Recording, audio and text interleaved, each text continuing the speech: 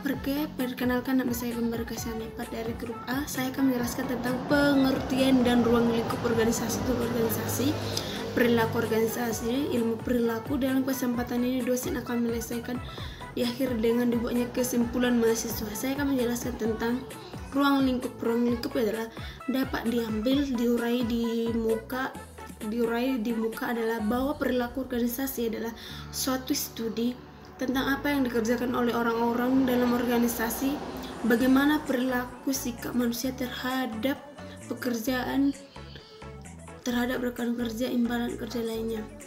Saya akan menjelaskan tentang teori organisasi, yaitu teori organisasi adalah pembagian tugas yang jelas. Yang kedua, adanya pengendalian wewenang. Yang ketiga, setiap tugas dilaksanakan dapat dianggap menjadi mempunyai keahlian. Dan itu saya akan menjelaskan tentang ilmu perilaku. Ilmu perilaku adalah kebiasaan interaksi manusia, tidak peduli di mana akan berakhir membuka mata Anda terhadap apa arti pentingnya manusia di dunia global. Terima kasih.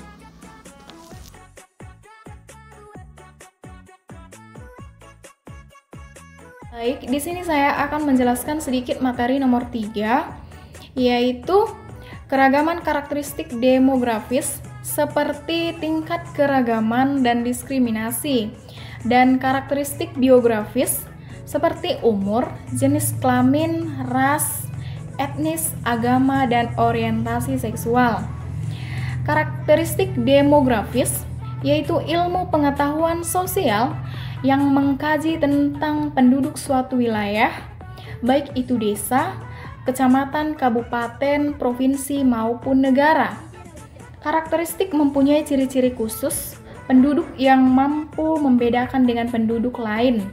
Contohnya seperti suku Batak, identik dengan logat bahasa daerahnya, pribadi yang keras, dan nada suara yang tinggi. Tingkat keragaman terbagi dua. Satu, keragaman level permukaan, yaitu perbedaan dalam karakteristik seperti jenis kelamin, ras, etnis, dan umur. Kedua, keragaman level dalam, yaitu perbedaan dalam nilai-nilai, kepribadian, dan profesi kerja. Diskriminasi yaitu memperhatikan perbedaan antara satu hal dengan hal lain. Kita sering mengacu pada diskriminasi yang tidak adil, di mana penilaian kepada seseorang berdasarkan kelompok demografis mereka. Kelompok biografis umur mempunyai pengalaman etika yang baik. Jenis kelamin tentunya perempuan dan laki-laki. Ras, pengelompokan perbedaan berdasarkan ciri-ciri biologis dari warna kulit, bentuk kepala, warna rambut, bentuk rambut. Diskriminasi dari ras seperti kulit putih dan kulit hitam. Etnis, kelompok sosial, budaya, adat, agama, bahasa, kepercayaan seseorang yang beragam.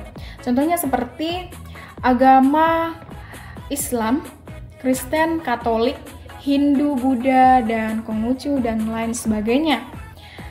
Orientasi seksual adalah ketertarikan seksual romantis atau emosional kepada lawan jenis dan sesama jenis. Terima kasih.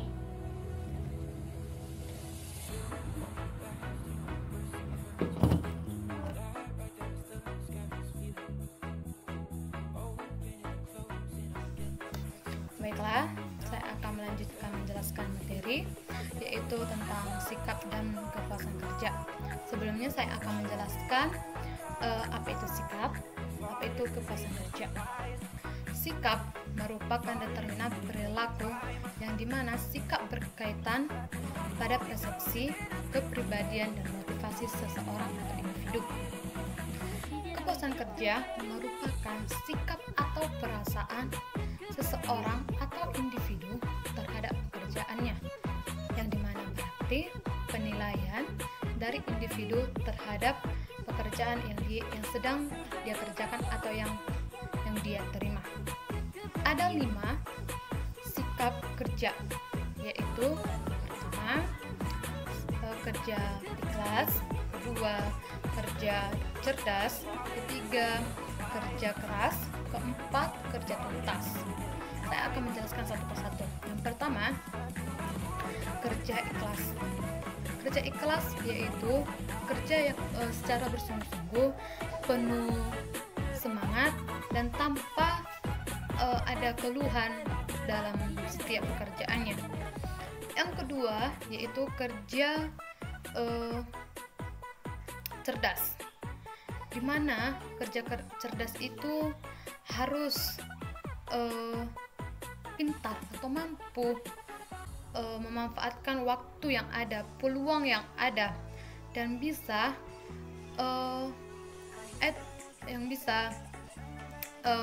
mengetahui apa risiko yang akan dia dapatkan dalam bekerja. Yang ketiga yaitu kerja keras. Kerja keras yaitu kerja ya dengan bersungguh-sungguh, dengan keras, tanpa bersungut-sungut, tidak mudah menyerah, dan selalu mempunyai komitmen. Yang terakhir yaitu kerja secara tuntas. Nah, namanya juga kerja secara tuntas. Berarti kerja secara tuntas itu yaitu kerja yang telah dia selesaikan semuanya, bekerja secara tuntas tanpa ada sedikit pun yang terlewatkan dalam pekerjaan yang dia lakukan. Nah, ada beberapa faktor yang bisa digunakan untuk mengukur suatu kepuasan kerja seseorang, yaitu yang pertama, bekerja pada tempat yang tepat.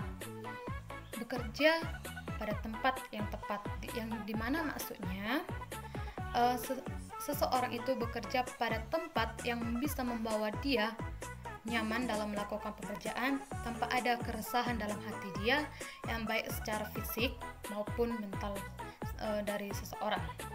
Dan yang kedua itu pembayaran sesuai, di mana pembayaran sesuai itu adalah pembayaran atau gaji yang dia terima sesuai dengan apa yang telah dia kerjakan, apa yang telah dia perbuat dalam suatu organisasi atau suatu pekerjaan yang dia tangani. Dan yang ketiga, organisasi dan manajemen, di mana organisasi dan manajemen itu yaitu organisasi tempat dia bekerja dalam atau instansi tersebut. Yang keempat, supervisi pada pekerjaan yang tepat, yaitu dia dapat mengatur atau melihat situasi dan kondisi yang ada di sekitar lingkungan kerja. Dan yang terakhir yaitu orang yang berada pada pekerjaan tempat dia bekerja, di mana ada hubungan kerja yang baik antara individu dengan individu lainnya, antara pekerja dengan pekerja lainnya, antara karyawan dengan karyawan lainnya, yang dimana bisa saling menguntungkan satu sama lain, yang bisa membawakan yang dapat membawakan keuntungan bagi dirinya sendiri dan bagi banyak orang. Ada beberapa dampak dari ketidakpuasan kerja. Apa sih dampak ketidakpuasan kerja? Mungkin dalam pekerjaan ada yang dikatakan tidak puas dan ada yang puas. Nah, saya akan membahas satu persatu, yaitu dampak dari kepuasan kerja. Yang pertama, apa sih dampak puas dari pekerjaan yang kita lakukan? Yang pertama, kepuasan kerja dan kinerja. Nah, dengan kita puas dalam melakukan pekerjaan dan akan menimbulkan kinerja yang akan baik lagi ke depannya. Yang kedua, kepuasan kerja dan keluar masuknya karyawan. Dan yang ketiga, kepuasan kerja dan perhatian atau pencurian juga.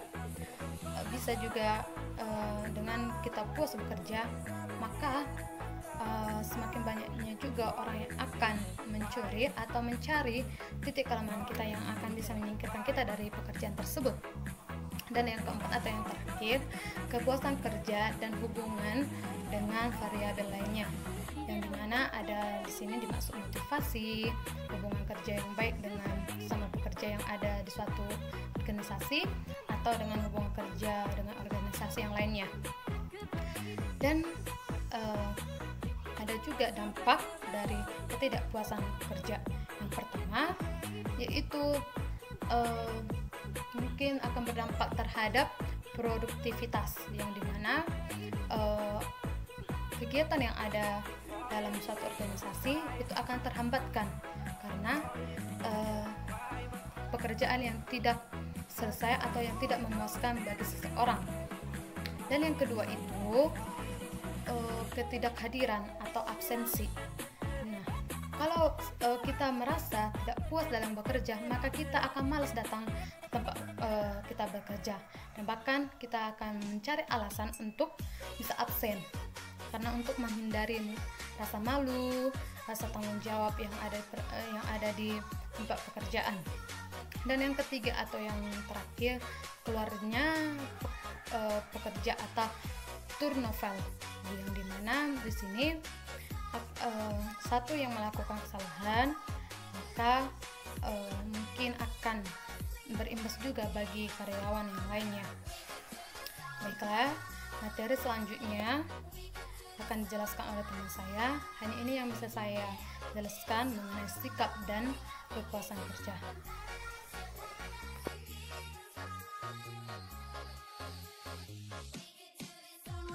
Baik, saya akan meneruskan isi dari penjelasan teman kami dari kelompok 4, itu mengenai semester ganjil. Di sini saya akan meneruskan itu tentang emosi dan suasana hati. Emosi, suasana dan hati, dasar, fungsi emosi, sumber emosi dan suasana hati, emosi pekerja, kecerdasan emosional, pengaturan emosi, kepribadian dan nilai. Di sini kita akan mulai dari yang pertama, yaitu emosi dan suasana hati. Emosi atau emotion adalah perasaan-perasaan intens yang ditujukan kepada seseorang atau sesuatu, dan suasana hati atau mood adalah perasaan-perasaan yang cenderung kurang intens dibandingkan emosi, dan seringkali atau meskipun tidak selalu tanpa rangsangan atau kontekstual. Dan selanjutnya, fungsi emosi. Manusia hidup ternyata tidak lepas dari emosi, baik emosi negatif ataupun emosi positif. Emosi yang ada pada manusia mempunyai fungsi tersendiri bagi kehidupan manusia. Fungsi emosi bagi manusia adalah untuk mempertahankan hidup atau survival. Yang kedua, sebagai pembangkit energi atau energizer. Yang ketiga, sebagai pembawa pesan atau messenger untuk menyatakan keselamatan diri. Sumber emosi juga bersumber dari emosi dan suasana hati, yaitu bersumber dari kepribadian, waktu dan hari dalam minggu, cuaca, stres atau pikiran kita, aktivitas sosial kita, tidur dan olahraga, itu tergantung dari hidup kita. Emosi pekerja. Baik, saya akan menjawab emosi pekerja. Emosi pekerja atau emotional labor adalah sebuah situasi di mana seorang pekerja menampilkan emosi yang diinginkan organisasi selam transaksi interpersonal di tempat kerja. Yang selanjutnya, kecerdasan emosional adalah kemampuan seseorang untuk menerima, menilai, mengelola, serta mengontrol emosi dirinya dan orang lain di sekitarnya. Dalam hal ini, emosi mengacu pada perasaan terhadap informasi akan suatu hubungan. Pengaturan emosi juga bisa kita atur. Kita berhitung cara menahan emosi. Yang pertama adalah yang kedua tarik nafas untuk mengatur emosi kita. Dan nafas dalam dan lembut dan lambat. Yang ketiga itu berolahraga, sering kita berolahraga. Yang keempat, lakukan relaksasi otot, itu misal kita squat atau apa gitu. Yang kelima, cari kata atau frasa yang menenangkan hati. Yang keenam, dengarkan musik guna mengatur emosi kita kembali stabil. Yang ketujuh, coba sesuatu yang berbeda dengan cara berbicara, atau jangan berbicara, bisa ada jangan berbicara. Yaitu kepribadian. Kepribadian adalah keseluruhan cara seorang individu bereaksi dan berinteraksi dengan individu lain. Di samping itu, kepribadian sering diartikan sebagai ciri-ciri yang menonjol pada diri individu. Yang terakhir itu nilai. Apa itu nilai? Nilai adalah alat yang menunjukkan alasan dasar bahwa cara pelaksanaan atau keadaan akhir tertentu lebih disukai secara sosial dibandingkan secara pelaksanaan atau keadaan akhir yang berlawanan. Itu tidak bisa menilai cara emosi orang, dan orang juga bisa menilai emosi kita.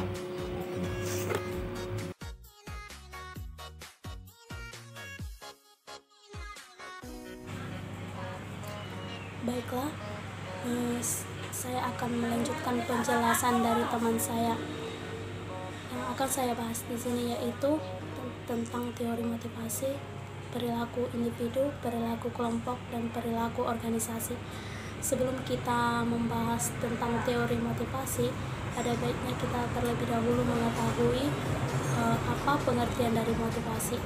Motivasi adalah suatu tindakan yang dilakukan oleh seseorang untuk mengarahkan atau mendorong keberhasilan perilaku ke arah tujuan yang telah ditentukan. Motivasi itu berasal dari diri kita sendiri dan juga dari orang lain. Jadi motivasi itu sesuatu yang sangat penting bagi setiap individu dalam kehidupannya sehari-hari. Tanpa motivasi, seseorang tidak akan mendapatkan kreativitas, cita-cita, bahkan semangat hidup. Bisa kita bayangkan seseorang yang tidak memiliki motivasi, tentunya dia tidak akan memiliki gairah untuk menjalankan atau menghadapi apa-apa saja yang akan terjadi dalam hidupnya atau menjalani perjalanan hidupnya. Baiklah, kita akan membahas apa saja teori dalam motivasi itu. Teori motivasi terbagi atas 4 bagian. Yang pertama yaitu teori hedonisme. Teori ini merupakan teori yang berasal dari kekuatan atau kesenangan, di mana seseorang tidak memilih tujuan, akan tetapi dikuasai oleh kekuatan-kekuatan bawaan. Yang kedua yaitu teori reaksi yang dipelajari. Teori ini merupakan teori atau suatu tindakan atau perilaku yang tidak didasarkan pada naluri, melainkan berdasarkan pada tingkah laku seorang tersebut yang didapatkan atau dipelajari dari tempat yang ia tempati atau tempat dia hidup, bahkan tempat di mana dia dibesarkan. Kemudian teori yang ketiga yaitu teori naluri. Teori ini merupakan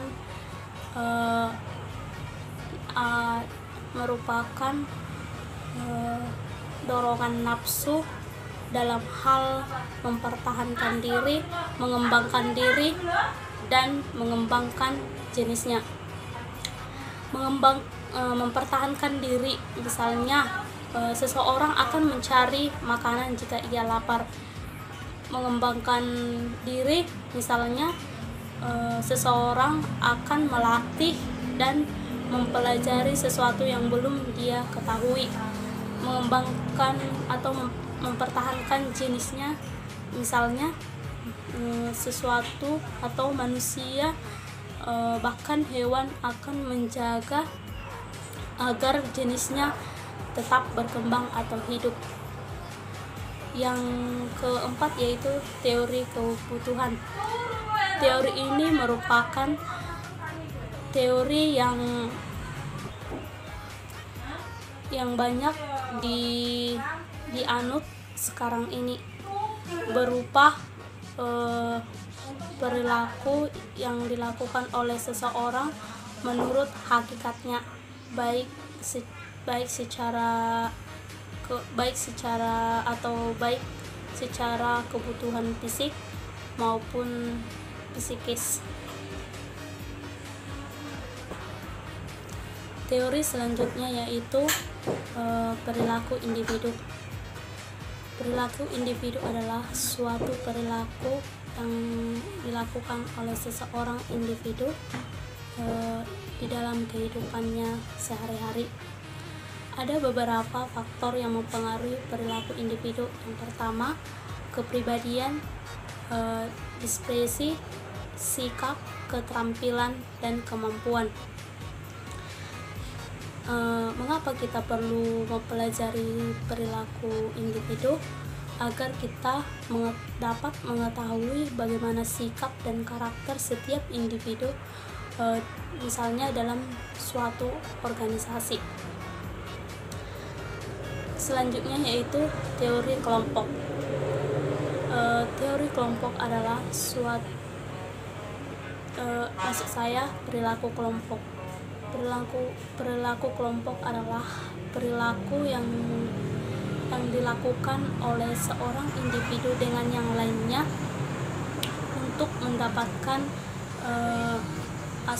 aspirasi anggota, berinteraksi dari setiap individu, dan saling membantu untuk mencapai sasaran yang telah direncanakan sebelumnya atau sasaran yang diinginkan.